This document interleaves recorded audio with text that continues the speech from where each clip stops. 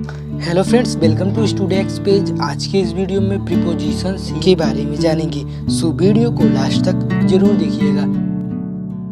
परिभाषाएं प्रीपोजिशंस वे शब्द हैं जो यह बतलाते हैं कि एक वस्तु दूसरे वस्तु की किस दिशा में है, अर्थात दोनों वस्तुओं की एक दूसरे के प्रति क्या स्थिति है, जैसे ऊपर, नीचे, अंदर, बाहर, चारों ओर या बीच में होकर आदि।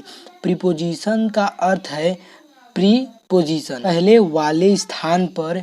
इन्हें प्रीपोजिशन इसलिए कहते हैं क्योंकि ये किसी नाउन या प्रोनाउन के पहले आते हैं, जैसे on the table, in the box, before me आदि। मुख्य प्रीपोजिशंस हैं ऊपर, on, upon, at, above, over. दूसरा नीचे, अंडर, बिलो, विथिन। तीसरा अंदर, इन, इनटू, विदिन, इनसाइड। बाहर, आउट, आउटसाइड, चारों ओर, अबाउट, राउंड, अराउंड।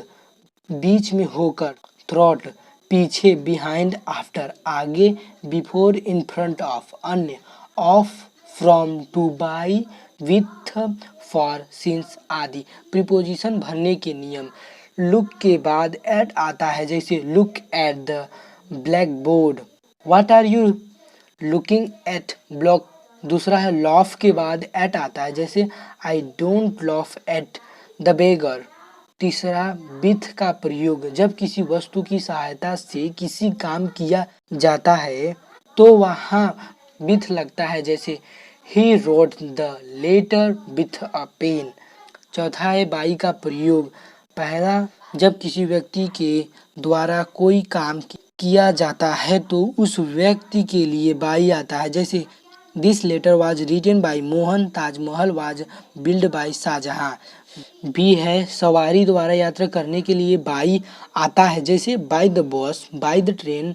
सी है घड़ी के अनुसार समय बताने या पूछने के लिए बाई का प्रयोग होता है, जैसे what is the time by your watch. पांचवा है टू का प्रयोग, जब कोई कहीं जाता है तो वहाँ के लिए टू आता है, जैसे I am going to school, I went to the principal, he will go to Agra.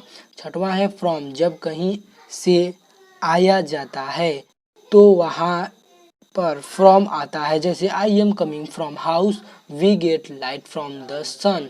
जब कोई काम भविष्य में होना हो तो वहाँ फ्रॉम आता है, जैसे I shall go to the school from money.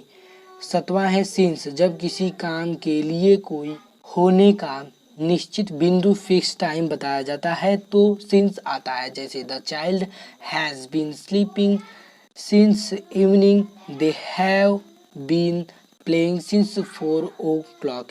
इसी प्रकार since Monday, since moon, since 2010 आते हैं। आठवां है फॉर, जब काम होने की अवधि बताई जाती है। ड्यूरिंग ऑफ टाइम, अर्थात वह कार्य कितनी देर में हो रहा है तो वहाँ फॉर आता है, जैसे we have been sleeping for 4 hours, I have been ill for 7 days। नौवां है प्रे के बाद टू आता है, जैसे प्रे टू गॉड डेली, प्रतिदिन भगवान के लिए प्रार्थना करें। 10वां है लिसन के बाद भी टू का आता है, जैसे लिसन टू मी। 11वां एट, निश्चित समय बताने के लिए एट आता है, जैसे I shall come eight 8 o'clock। 12वां है ऑन, दिन बताने के लिए ऑन आता है, जैसे I shall come on Monday. 13वां है किसी व्यक्ति की कीमत बताने के लिए फॉर आता है, जैसे I bought this pen for 4 rupees। 14वां है मुंह जबानी की अंग्रेजी बाय हार्ट है, जैसे learn this page poem by heart, इस कविता को जुबानी याद कर लो। 15वां है जब कोई चीज़ किसी पदार्थ की बनी होती है तो उस पदार्थ के लिए ऑफ आता है, जैसे my ring is made of gold, this table is made of wood. 16वां है अन्य नियम। ऑन तथा इन का प्रयोग। निम्नलिखित वाक्यों के देखिए, the book is on the table, Razia is sitting on the box. B है एट का प्रयोग करने के लिए। निम्नलिखित वाक्यों के देखिए, a beggar is standing at the door, the boy is sitting at the wall. C है अपॉन का प्रयोग करने के नियम। The cat jumped upon the table. The apple fell upon my heart. D above और ओवर का प्रयोग। निम्नलिखित वाक्यों के देखिए। We have a roof above our heart. The sky is over us. नियम, जब कोई वस्तु ऊपर की ओर हो परंतु सिर को न छूती हो तो वहाँ अबव आता है। ओवर उसकी ऊपर के लिए प्रयोग होता है। ई है इंटू का प्रयोग। निम्नलिखित वाक्यों के देखिए। I went into the room. The cat fell into the well.